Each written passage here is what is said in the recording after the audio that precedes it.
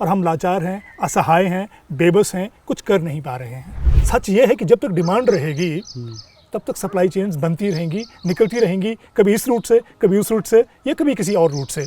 कुछ एक बच्चों से तो हम इस तरह से भी मिले हैं जो एडोलेसेंस में हैं, 13-14 साल में हैं, इंजेक्टिंग कर रहे हैं। हिमाचल प्रदेश में बच्चों के लिए रिहैबिलिटेशन सेंटर कोई है ही नहीं है। ऐसा देखने में आया है कि जो जेनजीज हैं, जनरेशन जेड के जो बच्चे हैं, वो ज़्यादा प्रोन हैं, ज़्यादा वल्नरेबल हैं, और उसका रीज़न ये भी देखने में मिला है कि इमोशनली ज़्यादा फ्रेजाइल हैं।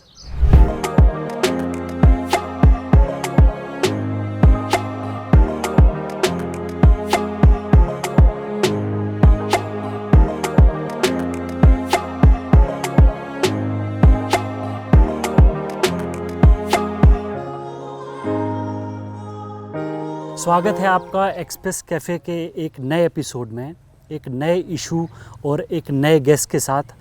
और इस बार का जो इशू है वो बहुत इम्पॉर्टेंट है, क्योंकि ये है ड्रग एडिक्शन का इशू, नशे का मुद्दा। जिस तरीके से जब भी नशे की बात आती है तो हम लोग बात करते हैं पंजाब की, जब भी सिनेमा की बात आती है नशे पे तो हम बात करते हैं उड़ता पंजाब की, मगर हम भूल जाते हैं कि एक पड़ोसी राज्य, जो पंजाब का पड़ोसी राज्य है, जो कि पहले पंजाब का ही हिस्सा था, हिमाचल, वो भी तेज़ी से नशे की गिरफ्त में आ रहा है। और हम तमाम रिपोर्ट्स देख रहे हैं, न्यूज़ आर्टिकल्स देख रहे हैं, वीडियोस देख रहे हैं, सोशल मीडिया भरा पड़ा है हिमाचल में नशे की गिरफ्त में आए युवकों की खबरों के बारे में और तबाह होते परिवारों के बारे में। तो इसी मुद्दे पर हम बात करने के लिए मौजूद हैं हिमाचल के धर्मशाला में, जहां मेरे साथ मौजूद हैं 25 साल का एक्सपीरियंस रखते हैं आप इस फील्ड में, सोशल वर्क में, सामाजिक कार्यकर्ता हैं Vijay Kumar ji. Thank you so much हमें समय देने के लिए और इस महत्वपूर्ण मुद्दे पर बात करने के लिए।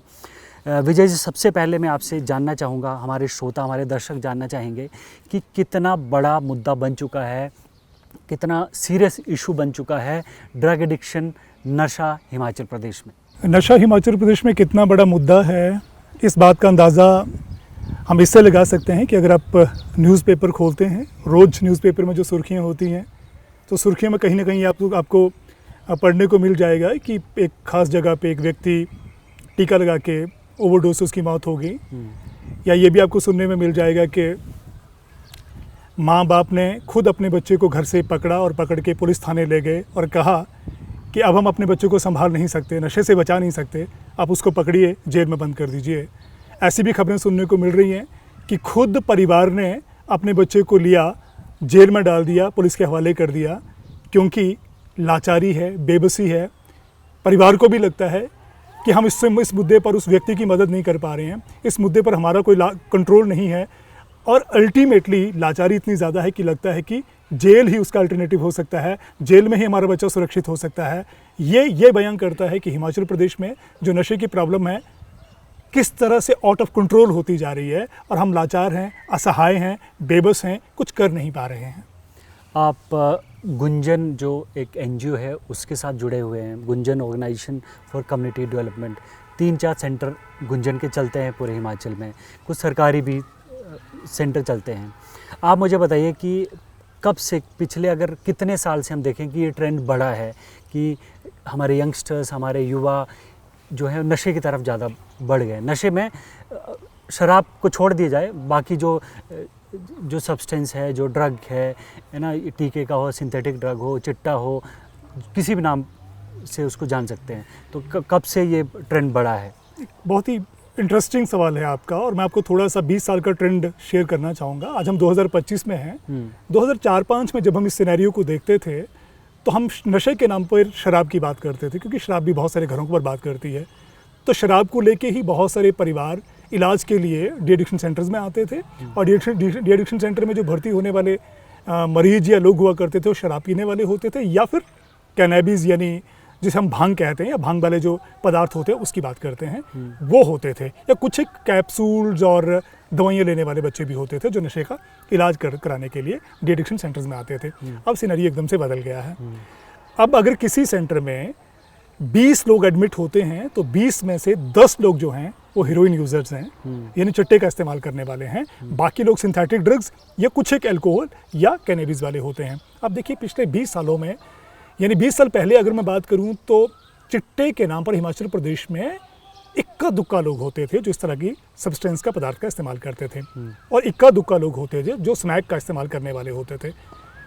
लेकिन 20 सालों बाद अब तकरीबन इसका 5 फोल्ड 6 फोल्ड बढ़ जाना और इतनी ज़्यादा संख्या में चिट्टे का प्रमोट हो जाना, ये अपने आप में चिंता का सबब है। और ये दिखाता है कि हिमाचल प्रदेश में प्रगति और पढ़ाई लिखाई के साथ साथ हम अक्सर बात करते हैं कि हिमाचल प्रदेश एजुकेशन के तमाम इंडिकेटर में बहुत ऊपर है, देश के टॉप 5 स्टेट्स में आता है, लेकिन उसके साथ साथ नशे में भी आगे बढ़ना ये हम सबके लिए चिंता की बात है और परेशानी का कारण भी है। पहला जो एक जहन में सवाल आता है जब भी हम ड्रग एडिक्शन की बात करते हैं हिमाचल को लेकर, तो हर कोई कहता है, इसको लूज़ कमेंट भी कह सकते हैं, इसको बहुत ही सतही आप असेसमेंट भी कह सकते हैं कि पंजाब का प्रभाव बहुत है, या पंजाब जैसे जिस तरीके से तबाह होता दिख रहा है, उसका यूथ जिस तरीके से उसकी गिरफ्त में आता हुआ दिख रहा है, तो उसका सीधा सीधा असर हमारे हिमाचल पे आ रहा है। क्या ये रीज़न कितना जस्टिफाइड है या कितना जायज़ है?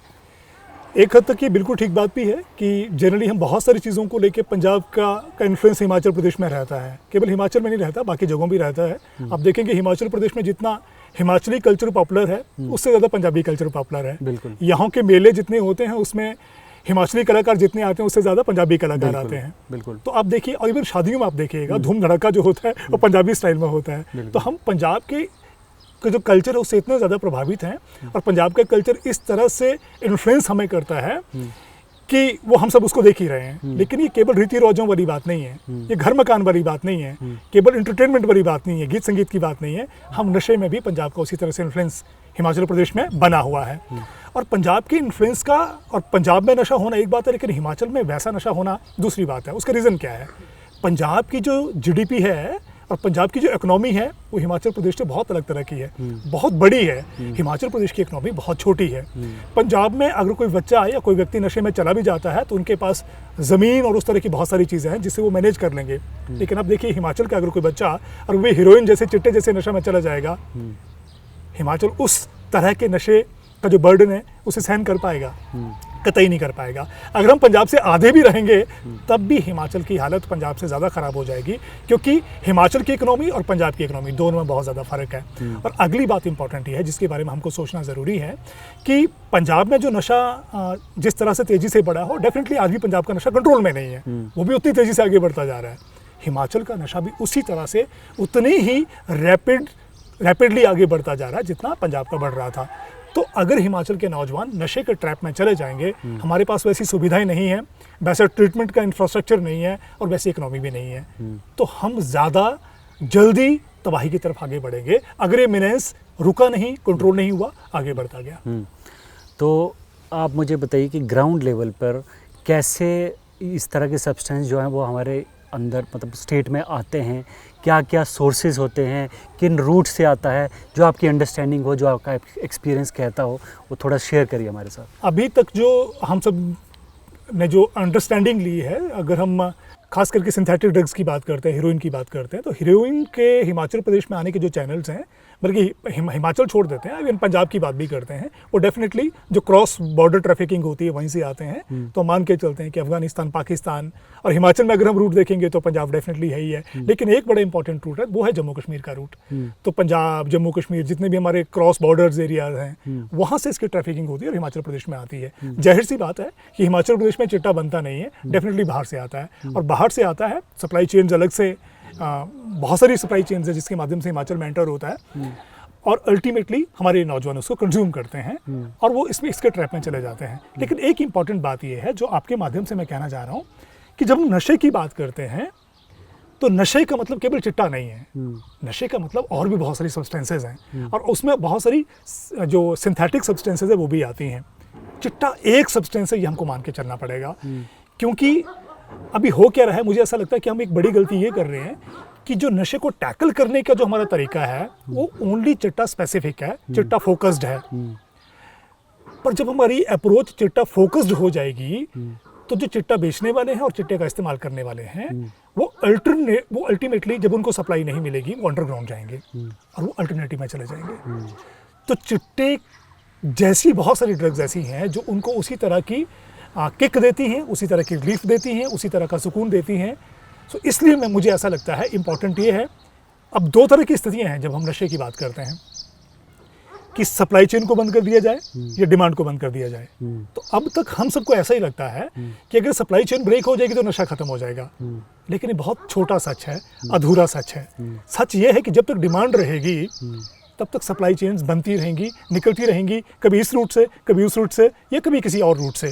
सो इसलिए इम्पॉर्टेंट ये है कि चाहे हम सरकार की बात कर लें या बाकी तमाम तरह के एजेंसीज की बात कर लें, हमको अपना फोकस सप्लाई रिडक्शन के साथ साथ, यानी जो सप्लाई चेन है उसको तो ब्रेक करना ही है, पर उसके साथ साथ हमको डिमांड रिडक्शन के ऊपर भी काम करना पड़ेगा, डिमांड को कम करने का काम करना पड़ेगा। क्योंकि जब जब डिमांड होगी, जहाँ जहाँ डिमांड होगी वहाँ सप्लाई हो जाएगी। ये सप्लाई नहीं होगी, बच्चे अल्टरनेटिव में चले जाएंगे और अल्टरनेटिव का इस्तेमाल करना शुरू कर देंगे। इसलिए हमारा तजर्बा ये कहता है कि सप्लाई चेन को ब्रेक करने के साथ साथ, खास करके जो चिट्टे की सप्लाई है, हीरोइन की सप्लाई है, उसे ब्रेक करना इंपॉर्टेंट है। वो चाहे पंजाब से है, चाहे जम्मू कश्मीर से है, या किसी और रूट से है, लेकिन उसके साथ साथ डिमांड को कम करना बहुत इंपॉर्टेंट है। क्योंकि होगा क्या, किसी बच्चे को अगर चिट्टा नहीं मिलेगा तो बहुत सारी दवाइयाँ हैं, सिंथेटिक ड्रग्स हैं, उनका इस्तेमाल कर लेंगे। और ओवरडोज से जो डेथ हो रही हैं, बहुत की पोस्टमार्टम रिपोर्ट्स ऐसा इंडिकेट करती हैं, वो केवल चिट्टे के कारण नहीं हो रही हैं। चिट्टे में जो सिंथेटिक ड्रग मिलाई गई है या बाकी दवाइयों का उसमें जो मिक्सचर है, उसके कारण ओवरडोज से डेथ हो रही है।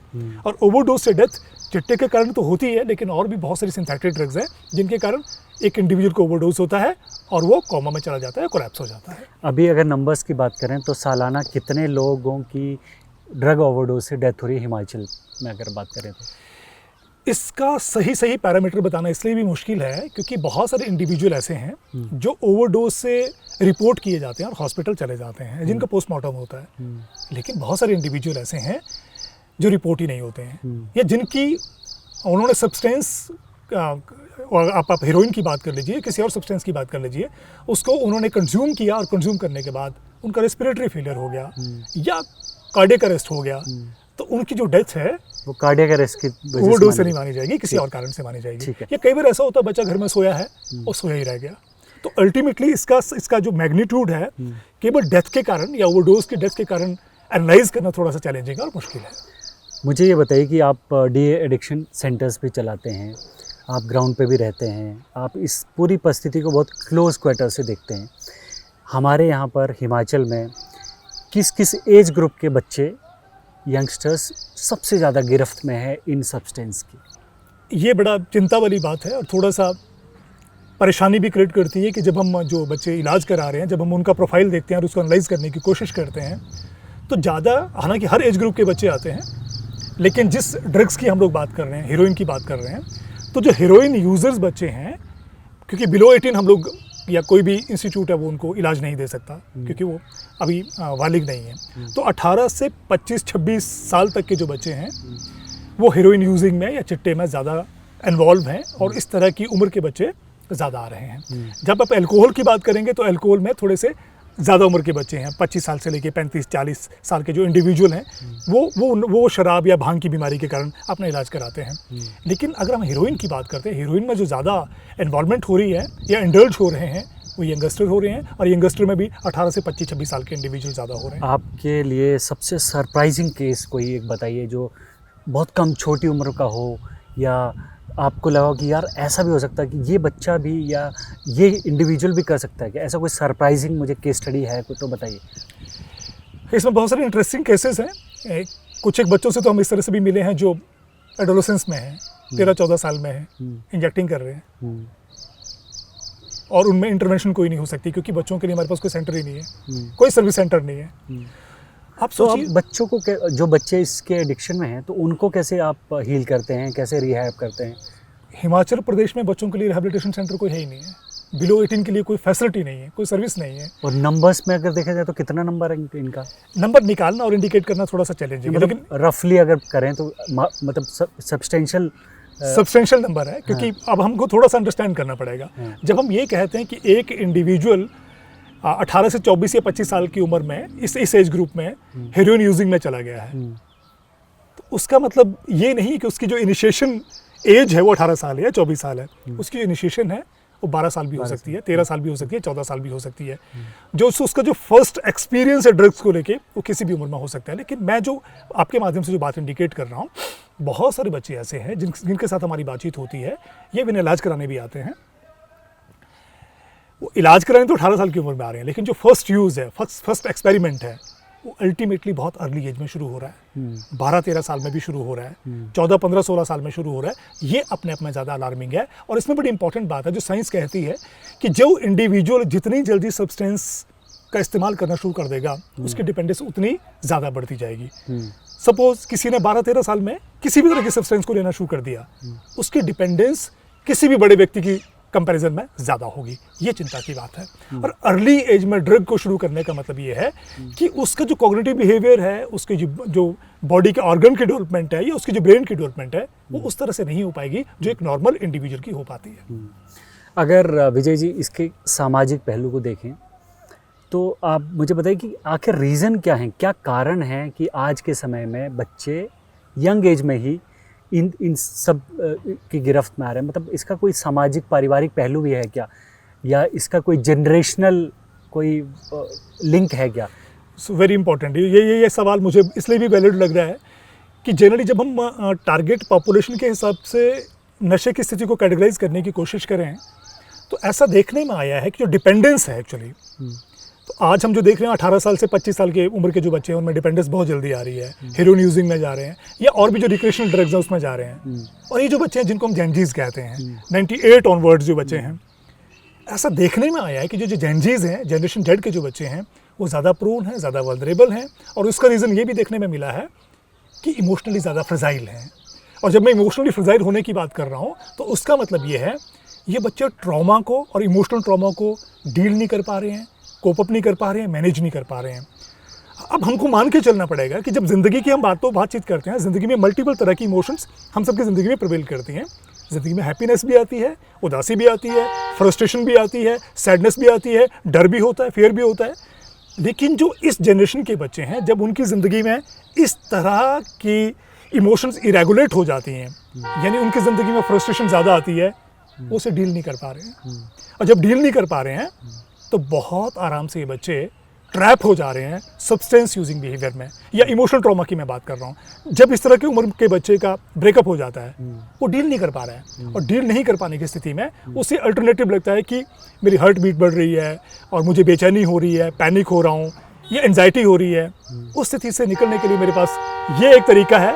और कई बार बच्चे को ये लगता है कि मैं वंस यूज़ करूँगा, एक बार यूज़ करूँगा, दोबारा नहीं करूँगा, लेकिन वो निकल नहीं पाता है। ये जो वर्ड्स है, एक बार इस्तेमाल करना है, ये एंट्री पॉइंट है। और बहुत सारी सब्सटेंसेस ऐसी हैं कि हमने एक बार उसमें एक्सपीरियंस कर लिया तो फिर हम शायद बाहर नहीं निकल पाएंगे। एक पहलू तो आपने ये छुआ, दूसरा क्या मेरी असेसमेंट ठीक है कि आज का जो परिवारों का स्ट्रक्चर है, जिसमें हस्बैंड वाइफ या जो पेरेंट्स हैं दोनों वर्किंग हैं, और सिंगल चाइल्ड का भी एक चला है, सिबलिंग कम हो रहे हैं, तो क्या वो जो अकेलापन है, सोशल मीडिया में जो पीयर प्रेशर है, स्कूल में जो पीयर प्रेशर है, वो भी एक कहीं ना कहीं एक बड़ा फैक्टर है बच्चों को उस दिशा में ड्राइव करने के? एकदम से बड़ा फैक्टर है।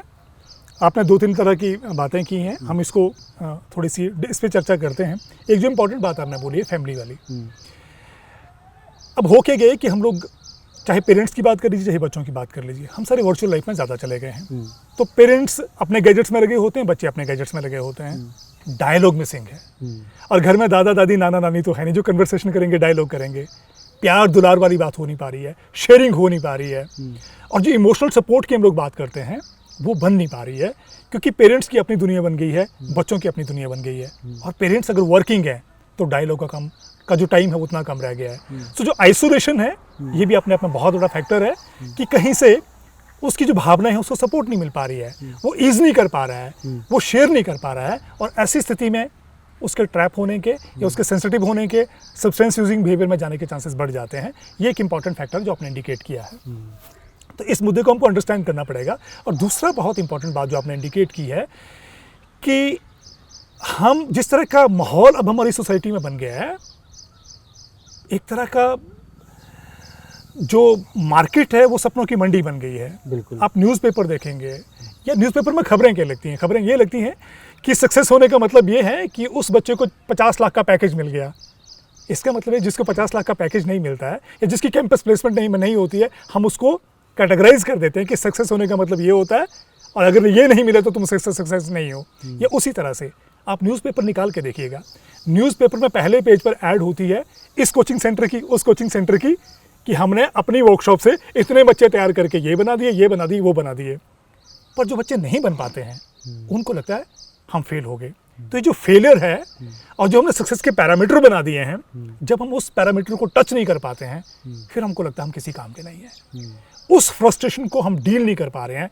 और पेरेंट्स का प्रेशर भी वैसा ही है, उन्होंने भी वैसा ही खाका बना के रख दिया है कि हमारे बच्चे का सक्सेस होने का पैरामीटर ये है कि इस लेवल पर हमारा बच्चा रहना चाहिए। पड़ोसी के बच्चे का 95 आ गए, हमारे बच्चे का 90% क्यों है? ये जो कंपैरिजन है ये बच्चों को कमज़ोर कर रहा है। और ये जो सपनों का जो माहौल बना हुआ है सपनों को अचीव करने का, इसमें हमारे बच्चे इस दलदल में फंसते चले जा रहे हैं और सपोर्ट के रूप में सब्सटेंस का सहारा ले रहे हैं। और क्यों ले रहे हैं?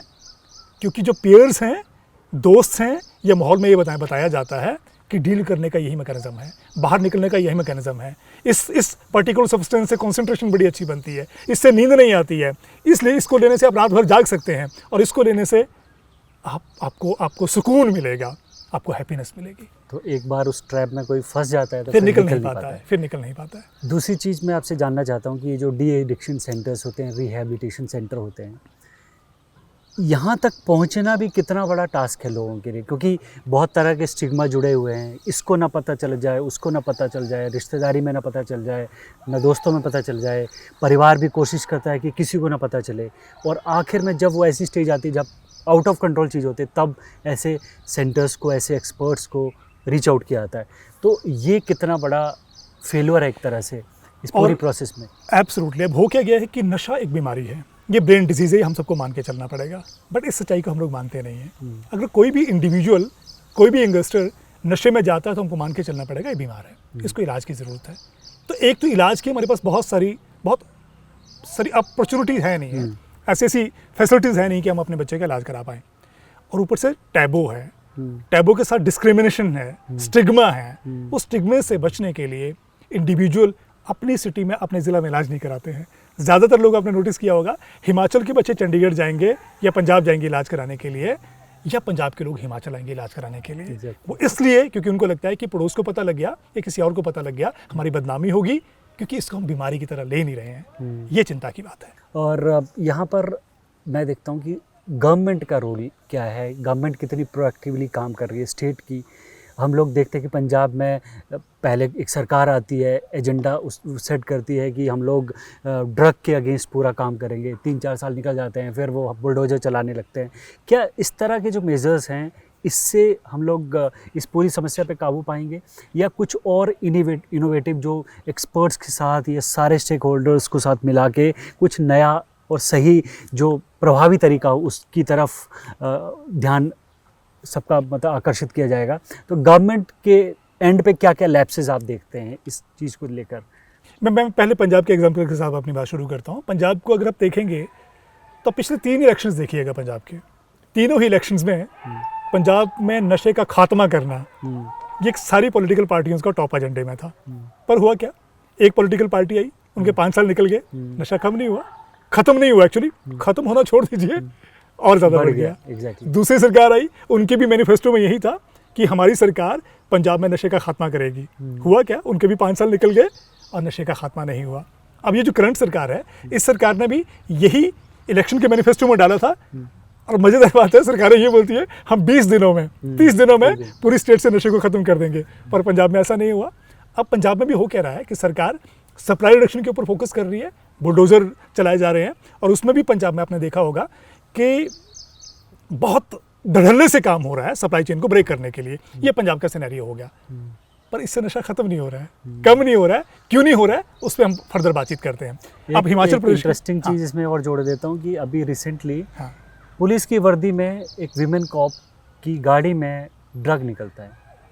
इससे बड़ी मतलब पूरी व्यवस्था पे जो एक सवालिया निशान जो लगाता है वो तो यही लगाता है कि आपकी इन्वॉल्वमेंट पूरे सिस्टम की है उसमें। और इससे मैं ये भी इंडिकेशन मान के चलता हूँ कि नशे को बेचना और नशे का इस्तेमाल करना कितना जनरलाइज हो गया है, कितना कॉमन हो गया है। तो जब ये इतना कॉमन हो गया, इतना जनरलाइज हो गया है, इस सप्लाई को कैसे ब्रेक करेंगे, इस चेन को तोड़ेंगे कैसे? कितना चैलेंजिंग है ये।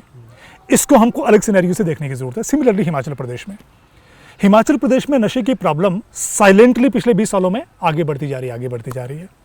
पर ये जो मौजूदा सरकार है, इन्होंने भी अपने मैनिफेस्टो में बात की थी, मतलब कोई, हाँ मेरे ख्याल से इन्होंने घोषणा की थी कि हम नशे के ऊपर काम करेंगे। तो अभी जो मौजूदा मुख्यमंत्री हैं, उन्होंने बहुत ही एग्रेसिवली सप्लाई चेन को ब्रेक करने के लिए काम भी किया है और दिखाया भी है। और अभी जो विधानसभा हुई है उसमें एक एक्ट भी लेके आए हैं, हिमाचल प्रदेश स्पेसिफिक एक्ट है, और जिसमें ये बताया जा रहा है कि हम हिमाचल प्रदेश में सप्लाई चेन को ब्रेक करने के लिए बहुत ही एग्रेसिवली काम करेंगे और इसको हम टैकल करेंगे। पर हमारा मानना ये है, जैसे मैंने पहले बात की थी, कि सप्लाई चेन को हम ब्रेक कर देंगे, पर नशा करने वाले लोग तो वहाँ हैं, डिमांड तो रहेगी। तो अभी तक पंजाब ने जो गलती की है, मुझे लगता है हिमाचल वैसी गलती ना करे। वो क्यों ना करे? जब जब डिमांड होगी, इंडिविजुअल नशा करने वाले अल्टरनेटिव में चले जाएंगे। सो इम्पॉर्टेंट चीज़ ये है, डिमांड रिडक्शन के ऊपर फोकस नहीं हो पाया। डिमांड रिडक्शन के ऊपर पंजाब का कोई बहुत सिस्टमैटिक और स्ट्रक्चर्ड प्रोग्राम नहीं है, कोई स्ट्रैटेजिक प्रोग्राम नहीं है। हिमाचल प्रदेश ने भी डिमांड रिडक्शन के ऊपर कोई बहुत मैं कहूँगा कि स्ट्रैटेजिक प्लान अभी तक नहीं बनाया है। और हमारा मानना ये है, बल्कि ग्लोबली ये इंडिकेशंस मिलती हैं कि जिस कंट्री ने सप्लाई चेन के साथ साथ डिमांड रिडक्शन के ऊपर काम किया है, वहाँ सक्सेस मिली है।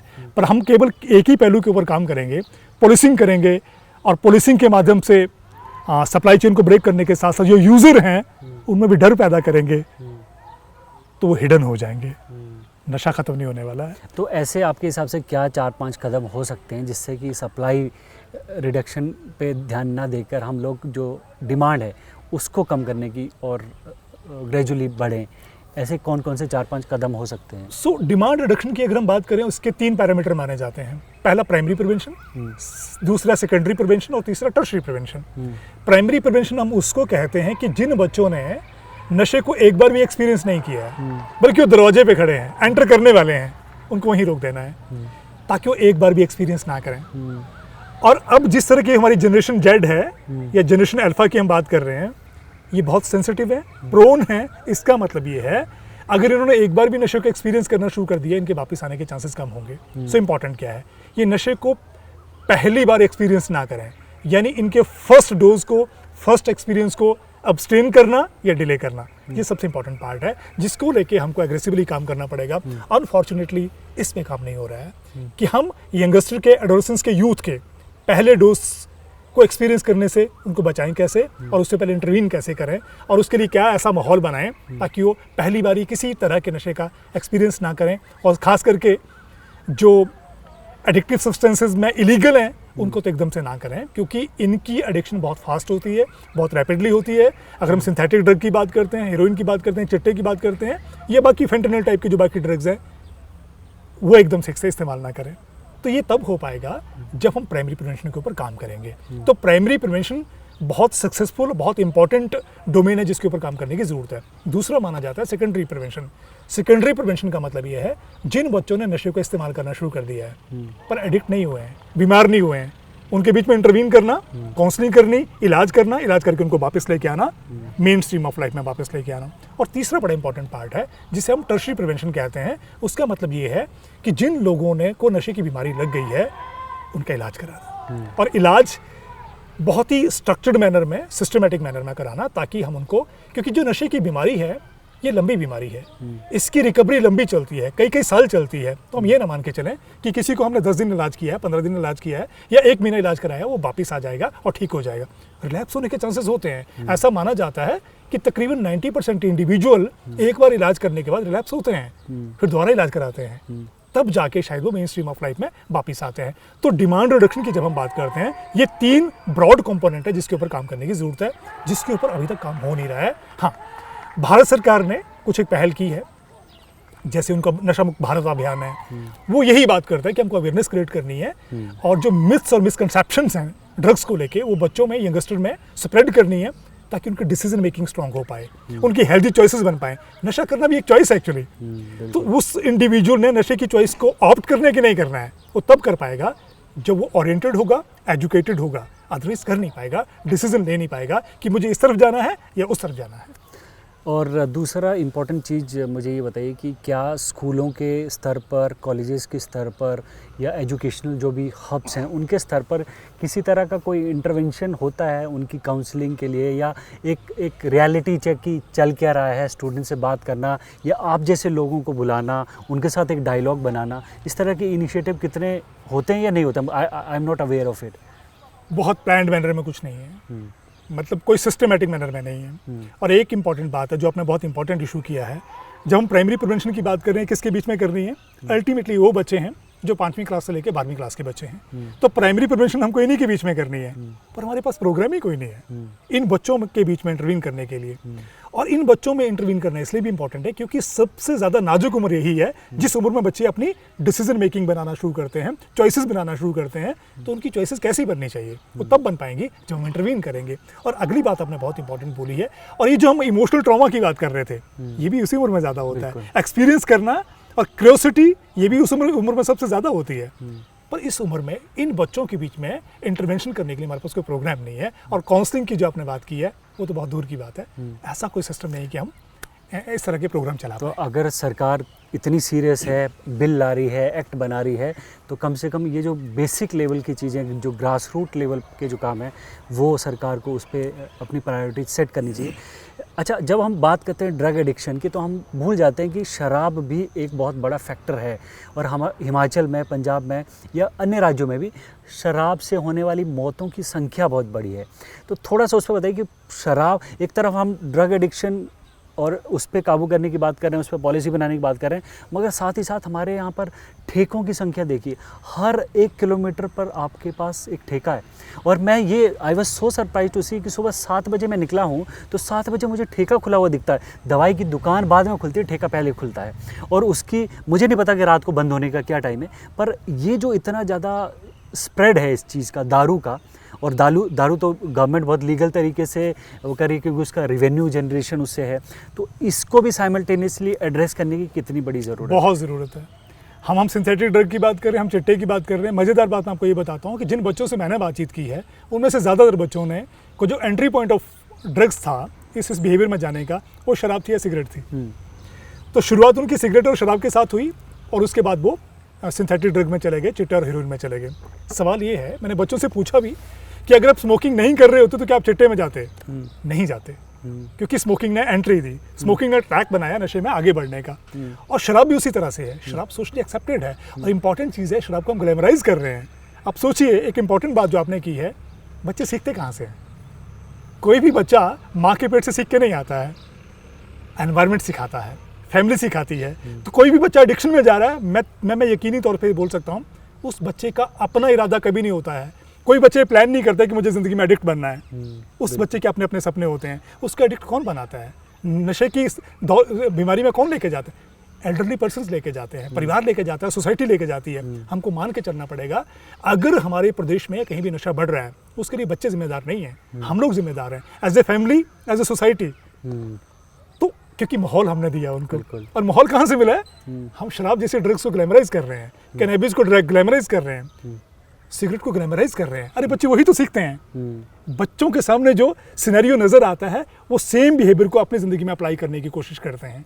सो इम्पॉर्टेंट है, शराब अपने आप में बहुत मैं कहूँगा कि इन्फ्लुएंस करने वाला लैंडस्केप है जिससे बच्चे बड़े प्रभावित होते हैं और वहीं से नशे की शुरुआत होती है। और शराब की स्थिति तो यह, आपने बड़ी इंपॉर्टेंट बात बोली, सरकारें तो टारगेट बनाती हैं कि इस साल हमने 20,000 की शराब बेची है तो अगले साल हमको 25,000 करोड़ की शराब बेचनी है। बिल्कुल 5,000 करोड़ का इजाफा होना चाहिए। अगर नहीं होता है तो ये सिस्टम का फेलियर है।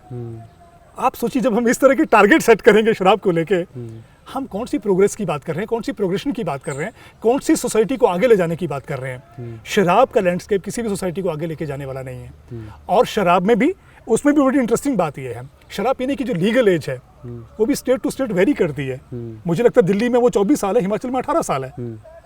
हम 18 साल के बच्चे को, 19 साल के बच्चे को क्यों, कैसे अलाउ कर सकते हैं शराब पीने? शायद 21 साल है। 21 साल है, हाँ ओके 21 साल है। तो हम 18 साल के, 19 साल के बच्चे को अलाउ कैसे कर सकते हैं शराब पीओ? क्योंकि साइंस ही कहती है कि तकरीबन 19 साल या 21-22 साल तक एक इंडिविजुअल की ब्रेन की डेवलपमेंट होती रहती है, या बहुत सारी चीज़ें वो लर्न करता है अडल्ट होने के लिए। सो इम्पॉर्टेंट बात यह है शराब को भी जब तक हम इसके ऊपर बात नहीं करेंगे, इसके ऊपर काम नहीं करेंगे और बच्चों को शराब से भी एब्सटेन करने की बात नहीं करेंगे, मुझे लगता है हम जस्टिस कर नहीं पाएंगे। और दूसरी बड़ी आपने इंपॉर्टेंट बात करी, मैं आपसे भी कहता हूँ, आप अपने गांव में या अपने उसमें झांक के देखिएगा, ऐसा कोई गांव नहीं होगा जिस गांव में शराब के कारण, शराब की वजह से 2-4 लोग मरे नहीं होंगे। बिल्कुल। तो जब आप डेथ की बात करते हैं, डिजीज़ बर्डन की बात करते हैं, जितना डिजीज़ बर्डन चिट्टे का है वो है, लेकिन शराब का भी कम नहीं है। बिल्कुल। शराब की वजह से जो हमारी क्वालिटी लाइफ कमजोर खत्म हो रही है, जो फाइनेंशियल बर्डन आ रहा है, फैमिली लाइफ कमज़ोर हो रही है और साथ साथ हमारे जो हेल्थ पैरामीटर्स हैं वो डिक्लाइन हो रहे हैं और हम डेथ की तरफ जा रहे हैं, ये चिंता का सबब है। इसके ऊपर भी डायलॉग करना बहुत इंपॉर्टेंट है। मैं कई बार हिमाचल प्रदेश में अभी देख रहा हूँ, बहुत सारी ऑर्गेनाइजेशन नशे को लेकर काम कर रही हैं, पर उनका जो फोकस है वो चिट्टा है कि एक पर्टिकुलर ऑर्गेनाइजेशन चिट्टे के खिलाफ लामबंद। और बहुत सारी पंचायतों ने ये फरमान जारी कर दिए हैं कि हमारे गांव में किसी ने चिट्टे का इस्तेमाल किया, उसका राशन कार्ड या उसकी जो सिविक जो सर्विसेज होती हैं, फैसिलिटीज़ होती हैं, वो बंद कर दी जाएंगी। वही चिट्टा, बाकी नशे क्यों नहीं? तो जब हम चिट्टे के अगेंस्ट फोकस होने की बात करते हैं, इसका मतलब बाकी जो नशे हैं उनको बुरा नहीं मानते हैं, उनको हम ग्रीन सिग्नल देते हैं। ये चिंता की बात है। मेरा जो यहाँ पे गांव है पालमपुर में, वहाँ पे पंचायत में एक शराब की दुकान खोलने का प्रपोजल है, खुल गई दुकान। तो वहाँ की महिलाओं ने बहुत 1 महीने तक धरना दिया, हर प्रशासनिक उसके पास गए, थाने में गए, ठीक है, मगर वो वहाँ से वो ठेका बंद नहीं हो पाया, ठीक है। यानी आपने पूरा सिस्टमेटिक उस चीज़ को अप्रूवल दिया, ठीक है। और वहाँ पर हम देखते हैं कि शाम को जाकर जो बेरोज़गार बच्चे हैं, जो बेरोज़गार लोग हैं, शाम को जाके लाइन में लग के दारू पीते हैं और फिर जाके वो एब्यूज़ होता है, या है ना, डोमेस्टिक वायलेंस में सबसे बड़ा कंट्रीब्यूटरी फैक्टर यही है। एग्जैक्टली। इवन आप नोटिस करेंगे शराब को लेके मिथ्स हमारी सोसाइटी में इतने ज़्यादा है, हमने मान के चल लिया कि सेलिब्रेशन का मतलब क्या है, शराब है, फन का मतलब क्या है, चिल का मतलब क्या है, थकान हटाने का मतलब क्या है, नींद अच्छी आने का मतलब क्या है। हमने ऐसा कल्चर डेवलप कर दिया है, कोई भी सेलिब्रेशन शराब के बिना हो नहीं पा रही है। अब तो हमने घरों में भी इसको ग्लैमराइज कर दिया, बार बनाने का कल्चर आ गया। सो हम अपने यंगस्टर को किस तरह के रोल मॉडल दे रहे हैं एक्चुअली, तो ये भी रोल मॉडलिंग है। बिल्कुल। तो जब इस तरह की नेगेटिव रोल मॉडलिंग होंगी और हम ये बोलेंगे कि हमारे बच्चे ये पर्टिकुलर सब्सटेंस का इस्तेमाल ना करें और इसको हम प्रमोट करते रहेंगे, मुझे लगता है हम जस्टिस नहीं कर पाएंगे। बिल्कुल। तो कहीं ना कहीं सरकार के भी यहाँ पे डबल स्टैंडर्ड्स तो हैं, और सरकार से पहले हम सभी लोगों को सोचना पड़ेगा, जिम्मेदारी लेनी पड़ेगी अपने यंगस्टर्स की, और यंगस्टर्स को भी बहुत ही इन्फॉर्म्ड डिसीजन अपनी लाइफ में करने होंगे, क्योंकि जिस तरीके की इन्फॉर्मेशन की एक्सेस आज के टाइम पर सोशल मीडिया के थ्रू या स्मार्टफोन्स के थ्रू है, तो उसका इस्तेमाल करके हमें इसको प्रिवेंट करना होगा, ना कि इसकी गिरफ्त में फंसना होना चाहिए। बस एक बात मैं और कहना चाहूँगा कि शराब से जितना रेवेन्यू सरकार को आता है एक्साइज डिपार्टमेंट के माध्यम से, अगर उसका 1% भी सरकार प्रिवेंशन के ऊपर खर्च करे ना, हमारे बच्चे बच जाएंगे। तो जो भी देख लीजिए, अब सरकारें जो सुन रही हैं हमारी कन्वर्सेशन को, वो इस चीज़ पे अपनी प्रायोरिटी इस हिसाब से सेट करें कि उनकी प्रायोरिटी एग्जैक्टली है क्या, एक रेवेन्यू जनरेशन के टारगेट मीट करना है या फिर एक सही हेल्दी एनवायरनमेंट और सोसाइटी को क्रिएट करना है। क्योंकि हम लोग कह रहे हैं कि हमारे पास जो डेमोग्राफिक डिविडेंड है इंडिया का, उसको अगर हमें सही से हार्नेस करना है, तब हमें ड्रग एडिक्शन और शराब और नशों से हमारे यंगस्टर्स को दूर रखना पड़ेगा। तो ये थे विजय कुमार जी, जिन्होंने बहुत ही इंसाइटफुल कन्वर्सेशन यहाँ पे किया और हमारे दर्शकों को समझाने की कोशिश की कि हिमाचल प्रदेश किस आपदा की तरफ बढ़ रहा है, और अगर टाइमली इंटरवेंशन नहीं किए गए तो फिर जैसे उड़ता पंजाब हुए हैं, तैसे से उड़ता पंजाब या उड़ता हिमाचल भी हो सकता है, जो कि कुछ हद तक हो भी चुका है। और हम लोग ये भी देख रहे हैं सर कि मेट्रो सिटी से हिमाचल जो यंगस्टर्स हैं, जेनजी हैं, वो इसलिए आना चाहते हैं कि यहाँ पे उनको माल फूकना है, कोट माल फूकना है। तो जब इस तरह की टैगिंग या आइडेंटिटी आपकी बन जाएगी, तो ये वैसे भी ट्रिप लगाना है। तो आप सोचें कि आपको क्या करना है। साथ ही साथ जो इस पूरी कन्वर्सेशन में मुझे बहुत अच्छी बात लगी आपकी, जो हर किसी को जाननी और समझनी चाहिए, कि पेरेंट्स को अपने बच्चों को बैठकर टाइम देना होगा। उनको रात को बैठ कर रील्स स्क्रॉल करने से ज़्यादा टाइम अपने बच्चों को देना पड़ेगा। एक कम्युनिकेशन, एक डायलॉग इस्टेब्लिश करना पड़ेगा, ताकि वो जान सकें कि हमारे बच्चे की ज़िंदगी में चल क्या रहा है। करेक्ट। वो किसी एंग्जाइटी, किसी दूसरी परेशानी से तो नहीं जूझ रहे हैं, या उनको उनकी ज़रूरत तो नहीं है। तो जब ये होगा तो एक हेल्दी फैमिली बिल्ड होगी और बच्चा भी शेयर कर पाएगा, और शायद वो इस ट्रैप में ना फंसे। तो आपको ये कन्वर्सेशन कैसा लगा? आपका कोई सुझाव हो, कोई सजेशन हो, तो कमेंट बॉक्स में ज़रूर बताएं। वीडियो को लाइक करें और हमारे चैनल को सब्सक्राइब करें, और कोई और गेस्ट की अगर सजेशन हो तो वो भी ज़रूर बताएं। शुक्रिया।